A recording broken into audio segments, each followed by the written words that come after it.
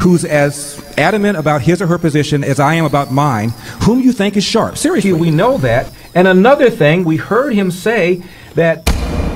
Hey, welcome back. I'm Larry Elder, and this is another edition of And Another Thing. I think it's edition number 15. And tell your friends, go to LarryElder.com. That's my website. Fill out the form. You get a free copy of Michael and Me. This is an award-winning documentary that I wrote, produced, and directed. It's about the Second Amendment, where we go around the country, interview a bunch of people, pro-gun people, anti-gun people, including people like Alan Dershowitz, Michael Moore. I confronted Michael Moore, and I asked him 3 times how often Americans use guns to defend themselves. And 3 times he was, let's say, evasive.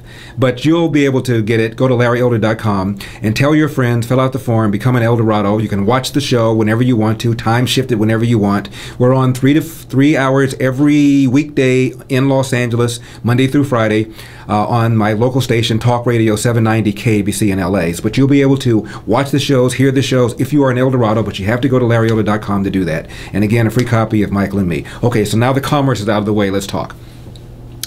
How to call BS. Now, the recent BS incident that took place is the death of Hugo Chavez. I don't mean his death is BS. I don't wish any ill will on anybody, even though he was a dictator, a communist who impoverished his country, but I digress. He died.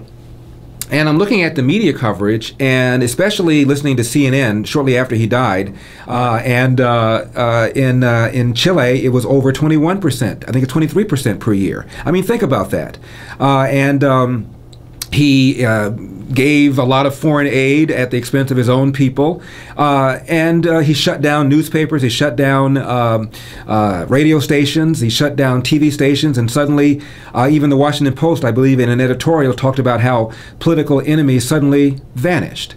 So, but you're hearing all this stuff about how he was a man of the people and that he got elected and reelected and reelected. Part of the reason is because his opponents were dispatched, but part of the reason is that he was able to convince a number of people that, yes, my policies are benefiting you.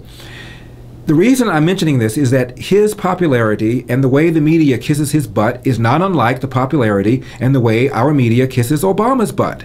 Look at Obama's track record. Unlike Venezuela, there aren't surrounding countries that are similar in our makeup, so we can say America's performing at 2% per year, which is what it's been doing under Obama. And had Obama not been there, had we had more capitalistic pro-growth policies along the lines of Ronald Reagan, along the lines of George W. Bush, along the lines of what happened in the 20s with the Mellon tax cuts, where taxes were not only cut, but government spending was decreased, not only absolutely, but also as a percentage of our GDP. We don't have that, and so Obama can say, my 2% is the best you can expect because I inherited a god-awful economy that was battered by that dastardly George W. Bush with 2 unpaid-for wars and tax cuts for the rich. We don't have countries around us so that we can say, well, look at this country, look at this country. This country has different policies, and the results are different. Maybe, just maybe, it's Obama and his policies. It's hard to do that. So for us to make the argument, we have to go back to the historical record. So what's the excuse behind the left extolling the economic virtues of Hugo Chavez when you have surrounding countries that have very different policies, capitalistic policies, as opposed to nationalizing companies, and those countries did better? And this is this pixie dust, this is this collectivist dust, this pro-big government, tax, regulate, spending, Keynesian attitude that our media has. And in the case of Hugo Chavez, one more quick thing before I leave it. Do you know what his net worth was when he died? $2 billion. Now, what is a dictator who's the head of a communist country doing having a net worth of $2 billion? And the answer is he's ripping off people. Same as Yasser Arafat. He died with a net worth of almost $500 million. What are these dictators doing with this kind of money if they're men of the people? What they're doing is ripping off people. Now let's go to the phones. Henry from L.A. Larry, I recently read that L.A. City Attorney Carmen Trutanich told city officials that they could ban large capacity magazines over 10 rounds by declaring them a public nuisance.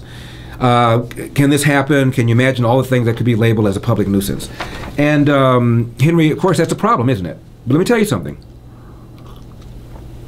The Supreme Court has ruled that you have an individual right to keep and bear arms as part of the Second Amendment.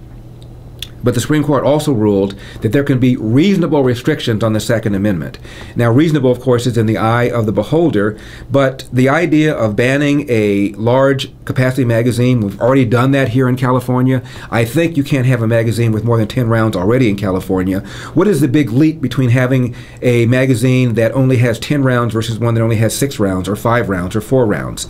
The reason to oppose this measure is not because 10 rounds is too many or too few. It's because it's never enough. Once you say, okay, so it won't matter, these guys' ultimate objective, many of them, not most of them, but many of them, their ultimate objective is to ban guns altogether. The LA Times had an editorial, December 1993, look it up, where they said nobody should own a firearm in this country except licensed collectors, hunters, and law enforcement. Nobody should. We're too irresponsible. We should not allow anybody to have a handgun in this country. The LA Times said that, not some fringe whack job newspaper, the LA Times. And the head of what ultimately I hope you enjoyed this small excerpt. If you want to see the full video, got to be in El Dorado. Go to my website, larryelder.com, log in, fill out the form. It'll cost you about $4.75 a month, or about the price of a mocha frappuccino latte at your favorite coffee house.